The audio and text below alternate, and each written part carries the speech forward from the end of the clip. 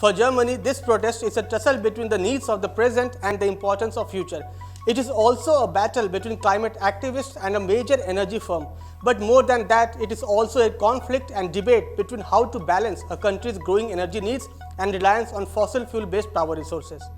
Today, we decode the ongoing protest in Germany and how a small village in the country has become a flashpoint of energy exploration. We will break it down for you, but before that, don't forget to like, share and subscribe to Oneindia. What is currently happening in Germany could very well be a bellwether of change across the entire Europe or even the world. Yesterday, the German police clashed with climate protesters while clearing out an abandoned German village in a major showdown. The demonstrators have occupied the village named Luetzerath for months in a confrontation over the expansion of an open coal mine named Gasfeiler. This protest comes in the backdrop of a regional court decision just a few days back that upheld an earlier ruling to vacate the village whose land and houses now belong to the energy giant RWE. The protesters have formed human chains, staged sit-in protests and occupied deserted buildings in Luetzerath that will be razed to make way for the mine's expansion. In fact, coal made a comeback in Germany during the last leg of 2022 as Europe's largest economy was forced to turn to the dirty fuel to power it through an energy crisis. More than a third of the electricity fed into the German power grids between July and September came from coal-fired power plants, compared with 31.9% in the third quarter of 2021. And the return to coal highlights Germany's dilemma over its energy policies, like much of the European nations who are dealing with energy crunch in some way or the other. This mine predominantly contains brown coal, that is lignite. This is the lowest grade of coal, which means you need a lot of it to generate the same amount of energy as compared with other types of coal.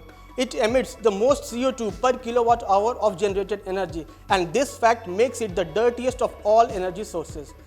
Germany was set to phase out coal by 2030, but Russia's war with Ukraine and gas export curbs brought this dirtiest fossil fuel back into favor and public discourse.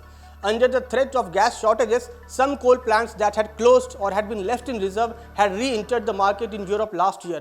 But in most countries, the amount was very limited. Only in Germany, with 10 gigawatts, was the reversal at a significant scale. And to this, the climate rights activists have begun objecting sharply. Environmental groups argue that this would create vast amounts of greenhouse gas, which would make it impossible for Germany to meet its commitment under the 2015 Paris Climate Accord. This standoff also captures the paradoxes of a ruling coalition in Berlin that promised to be the greenest government ever when it came to power 13 months ago, but it was forced to extend the life of coal-fired power stations after the country's energy security was upended by Russia's invasion of Ukraine.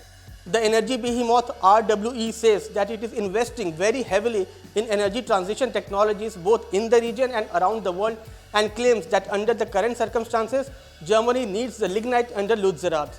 But the protesters are up in arms against this, and they don't seem to be in mood to let this happen.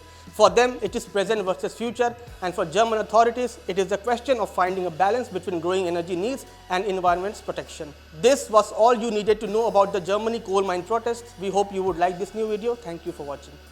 Subscribe to Oneindia channel and never miss an update.